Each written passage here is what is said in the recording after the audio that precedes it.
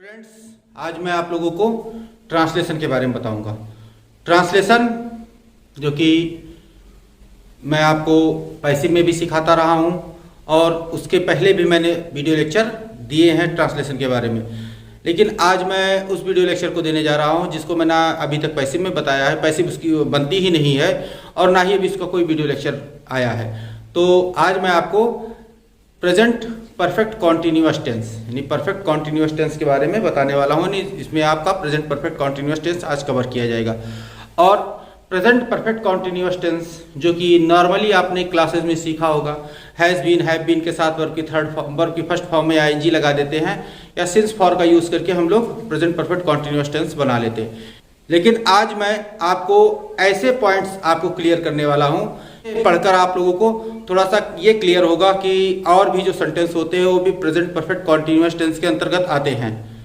तो welcome to excellence classes. और ज़्यादा देर न करते हुए चले चलते हैं अपनी क्लास की तरफ और शुरू करते हैं अपना प्रेजेंट परफेक्ट कॉन्टिन्यूअस टेंस का ट्रांसलेशन। तो students, present perfect continuous tense पढ़ने से पहले हम लोग उसकी पहचान जान लेते हैं। उसकी पहचान होती है जिस वाक्य के अंत में ता रहा हूं, ते रहे हैं, ती रही हूं इत्यादि शब्द आते हैं, वहां पे हम लोगों को प्रेजेंट परफेक्ट कॉन्टिन्यूअस टेंस मिलता है। और प्रेजेंट परफेक्ट कॉन्टिन्यूअस टेंस की एक पहचान, एक खासियत होती है कि इसमें सेंटेंस भूतकाल में शुरू होकर वर्तमान में भी जारी रहता है। जैसे सेंटेंस कुछ उसका इस प्रकार से लिखा जाता है कि मैं रोटी खाता रहा हूं, तो इस सेंटेंस को हम लोग इंग्लिश में जब ट्रांसलेट करेंगे तो इसके साथ हम लोग हैव बीन या हैज बीन का प्रयोग करेंगे। हैव बीन या हैज बीन पढ़ने के लिए आप लोगों को मेरा पिछला वीडियो लेक्चर देखना होगा, लेकिन उसके पहले आप लोग इसको ट्रांसलेट करना देख लीजिए किस प्रकार से ट्रांसलेट किया जाएगा। कि मैं रोटी खाता रहा हूं, तो मैं रोटी खाता रहा हूं, मैं के लिए हमने लगाया आई के साथ प्रयोग किया हमने हैव, उसके बाद हमने लगाया बीन। अब खाता रहा हूं, इसमें वर्ब की आईएनजी फॉर्म का प्रयोग किया जाएगा, तो यहां पे हमने लगाया ईटिंग और फिर रोटी का लिख दिया ब्रेड। क्लियर? चलिए इसे आप नोट कर लीजिए, फिर आगे बढ़ते हैं हम। तो स्टूडेंट्स, यहां पे मैंने कुछ पॉइंट्स लिख दिए हैं। इन पॉइंट के अकॉर्डिंग अगर इसको ट्रांसलेट किया जाए तो ये आप आराम से किसी सेंटेंस को ट्रांसलेट कर लेंगे। पहला पॉइंट है कि इस प्रकार के सेंटेंस में जो हेल्पिंग वर्ब होती है वो हैज बीन या हैव बीन का प्रयोग किया जाता है उसमें। उसके बाद इसकी जो मेन वर्ब होती है वो वर्ब की आईएनजी फॉर्म यानी वर्ब की चौथी फॉर्म का प्रयोग किया जाता है। और फिर उसके बाद हम क्या करते हैं, फिर उसके बाद इसमें हम देखते हैं कि इस ऐसे सेंटेंस में एक समय अंतराल दिया जाता है, वो समय अंतराल जिसमें आपको यह पता लगता है कि ये समय कार्य कब शुरू हुआ था। और उस समय अंतराल के लिए हम लोग सिंस या फॉर का प्रयोग करते हैं। समय अंतराल को दर्शाने के लिए सिंस या फॉर का प्रयोग करते हैं। सिंस का प्रयोग निश्चित समय के लिए करते हैं, फॉर का प्रयोग हम लोग अनिश्चित समय के लिए करते हैं। और सिंस का प्रयोग हम लोग पॉइंट ऑफ टाइम को दर्शाने के लिए करते हैं, फॉर का प्रयोग हम लोग पीरियड ऑफ टाइम को दर्शाने के लिए करते हैं, सिंस का प्रयोग हम लोग निश्चित समय के लिए करते हैं। और इसका प्रयोग मैं आपको अपनी अगली स्लाइड में बताने वाला हूं कि कहां कहां पे कैसे कैसे शब्द अगर आते हैं तो उनको सिंस का प्रयोग करके आप उसे वहां पे टाइम निर्धारण कर सकते हैं। तो चलिए उससे पहले इसे नोट कर लीजिए, फिर आगे बढ़ते हैं। तो स्टूडेंट्स, अब चलते हैं हम लोग अपने जो नॉर्मली सेंटेंस आपको प्रेजेंट परफेक्ट कॉन्टिन्यूअस टेंस में दिखाई देते हैं कि वो 2 घंटे से खेल रहा है, तुम सुबह से सो रहे हो, वो आधी रात से पढ़ रहा है। इस टाइप के सेंटेंस अगर आपको आ जाते हैं तो आप तो सेंटेंस को ट्रांसलेट कर लेते हैं, क्योंकि नॉर्मली इसका नियम यही होता है सब्जेक्ट प्लस हैज या हैव प्लस बीन और प्लस वर्ब की ING form plus object plus since या फॉर और प्लस टाइम, दिया गया टाइम। लेकिन एक दिक्कत आपके सामने ये आती है कि सेंटेंस में किस सेंटेंस में हमें सिंस का प्रयोग करना है और किस सेंटेंस में हमें फॉर का प्रयोग करना है। तो मैं आपको यहाँ पे सिंस का प्रयोग सिखा देता हूं और बाकी सब फॉर के प्रयोग में होंगे। ऐसे एक शब्द में जान लीजिए कि सिंस का प्रयोग हमें निश्चित समय के लिए करना रहता है और फॉर का प्रयोग हमें अनिश्चित समय के लिए करना रहता है। तो सिंस के प्रयोग में जो निश्चित समय होता है उसको किस प्रकार से पहचाना जाता है वो मैं यहाँ आपको क्लियर किए दे रहा हूँ। यहाँ आप एक बार क्लियर हो जाएंगे तो आप कभी भी ये नहीं भूलेंगे कि कहाँ सिंस का प्रयोग करना है और कहाँ हमें फॉर का प्रयोग करना है। तो चलिए देखते हैं सिंस का प्रयोग कहाँ कहाँ किया जा सकता है। तो चलिए देखिए सिंस का प्रयोग कहाँ कहाँ किया जाता है। यदि किसी हिंदी के सेंटेंस में आपको बजे शब्द आ जाए, दिन का कोई प्रहर दिखाई दे जाए, दिन का प्रहर जैसे सुबह हुआ, दोपहर हुआ, शाम हुआ, आधी रात हुआ, या दिन का और कोई भी प्रहर का नाम दिया गया है तो दिन का प्रहर आ जाए, या फिर दिन का कोई नाम दे दिया जाए जैसे सोमवार, मंगलवार, बुधवार, गुरुवार, या तारीख दे दी जाए 10 तारीख, 11 तारीख, 12 तारीख, या फिर सन दे दिया जाए जैसे कि 1980, 1985, 1990, ये सन निश्चित समय दे दिया जाए, या फिर महीने का नाम दे दिया जाए जैसे जनवरी, फरवरी, मार्च, अप्रैल, महीने का नाम दे दिया जाए, या फिर किसी भी सेंटेंस में पिछला शब्द आ जाए जैसे पिछले 2 दिनों से, पिछले 10 दिनों से, तो वहां पे हमें सिंस का प्रयोग करना रहता है। और सिंस के प्रयोग के पश्चात हमें उस दिए गए दिन के नाम, महीने के नाम, या कोई प्रहर हुआ या तारीख हुई, जो कुछ हुआ उसे लिख देना रहता है। जो कि समय अंतराल हमें दिया रहता है उस समय अंतराल सिंस के बाद हमें लिख देना रहता है। आशा है कि इस नियम को पढ़ने के बाद आपको ये कंफ्यूजन रही नहीं जाएगी कि सिंस का प्रयोग कहाँ करें, फॉर का प्रयोग कहाँ करें। हाँ, फॉर का प्रयोग इनके अतिरिक्त और भी जो सेंटेंस आते हैं जिसमें समय अनिश्चित होता है वहां पे आप फॉर का प्रयोग कर सकते हैं। क्लियर? चलिए इसे नोट कीजिए, फिर आगे आपको ट्रांसलेशन के नियम और बताते हैं। तो स्टूडेंट्स, अगले नियमानुसार ऐसा कोई कार्य जो भूतकाल में शुरू हो और वर्तमान में भी जारी रहे, तो ऐसे सेंटेंस को हम लोग प्रेजेंट परफेक्ट कॉन्टिन्यूअस टेंस के अंतर्गत ट्रांसलेट करते हैं। और हाँ, ऐसे सेंटेंस के साथ हमें एक समय भी दिया होता है और उस समय कोई पहले हमें सिंस या फॉर का प्रयोग करना रहता है। यदि समय निश्चित है तो हम लोग सिंस लगाएंगे, यदि समय अनिश्चित है तो हम लोग फॉर लगाएंगे। निश्चित समय का किस प्रकार से पता लगाया जाएगा वो मैं आपको पिछली स्लाइड में ही बता चुका हूं कि निश्चित समय कहाँ कहाँ होते, कहाँ कहाँ आपको सिंस का यूज करना है, और उसके अतिरिक्त जो कोई बचेगा वो हमें फॉर का यूज करना है। जो समय हमें लगेगा या निश्चित है तो उसके अंतर्गत उस समय अंतराल के पहले हमें फॉर का प्रयोग करना रहेगा। क्लियर? चलिए इस रूल को नोट कीजिए, फिर एग्जाम्पल देखते हैं इसके हम।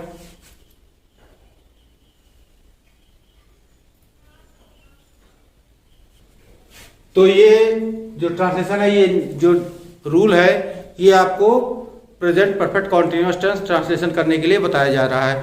तो ये सेंटेंस स्ट्रक्चर के अंतर्गत हमें लिखना रहता है कि सब्जेक्ट प्लस हैज या हैव, और उसके बाद हम लोगों को बीन। अब किस सब्जेक्ट के साथ हैज लगेगा, किस सब्जेक्ट के साथ हैव लगेगा? जो मेरे पुराने व्यूअर्स हैं या जो मेरे पुराने स्टूडेंट्स हैं जिनको जो मेरे पहले वीडियो लेक्चर से मेरे साथ बने हुए हैं, वो समझ गए होंगे कि हम कहाँ बता रहे हैं कि हैज कहाँ प्रयोग किया जाएगा, हैव कहाँ प्रयोग किया जाएगा।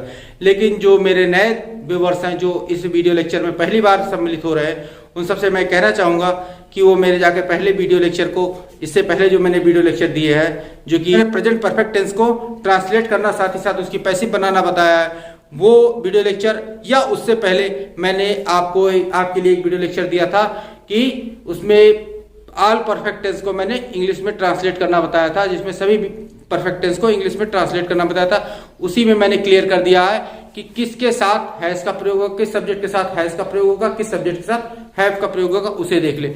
लिंक आपको ऊपर आई बटन में और नीचे डिस्क्रिप्शन में मिल जाएगा, वहां से जाके आप उस वीडियो लेक्चर को फिर से देख सकते हैं। तो चलिए इसे हम ट्रांसलेट करते हैं। अब पहले देखते हैं कि इसका स्ट्रक्चर आगे क्या होता है।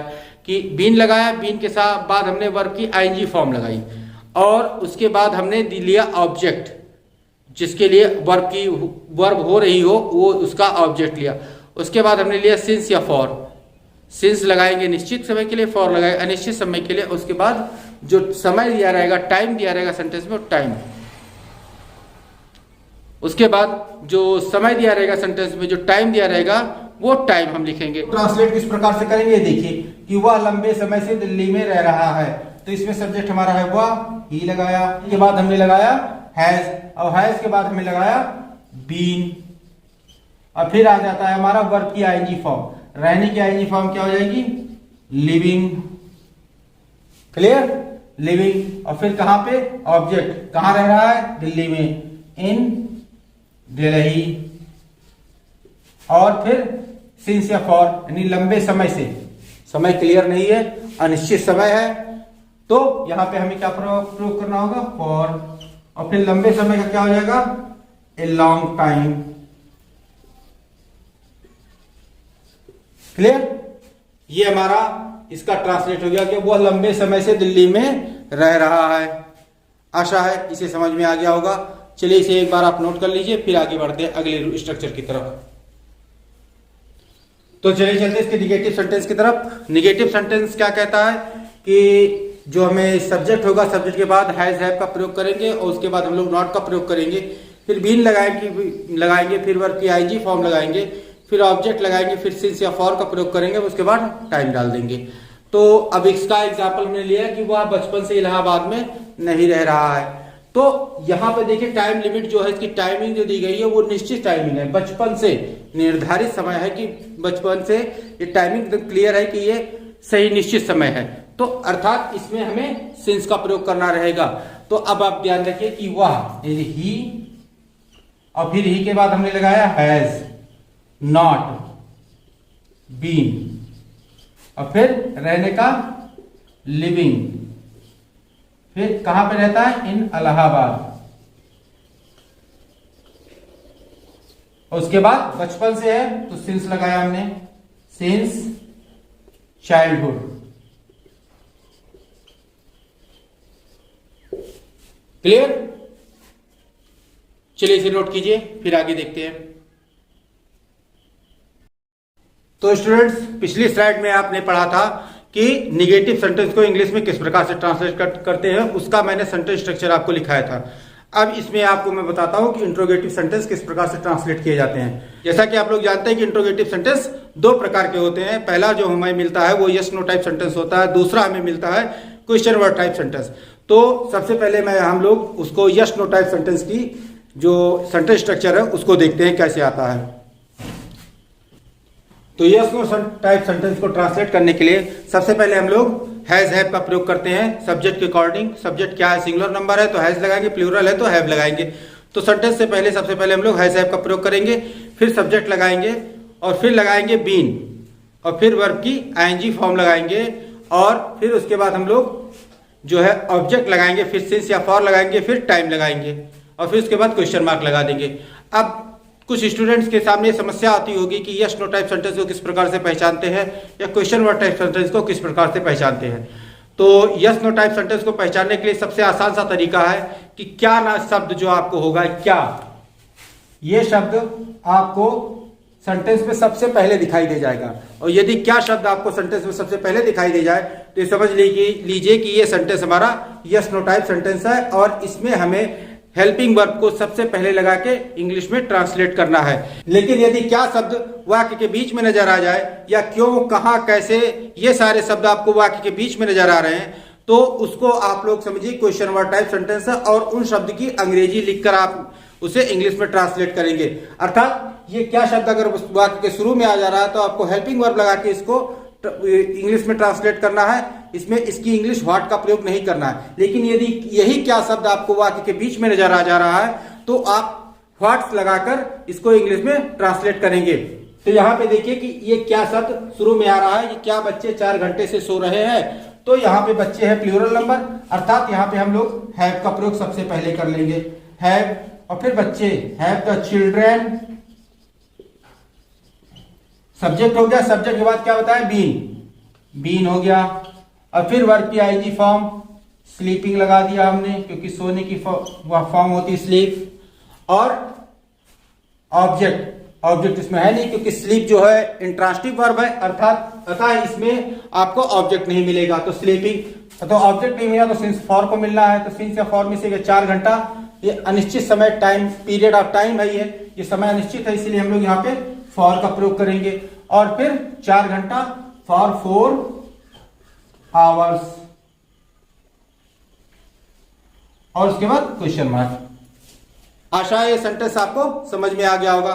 चलिए इसे आप नोट कीजिए, फिर अगले रूल की तरफ हम बढ़ते हैं।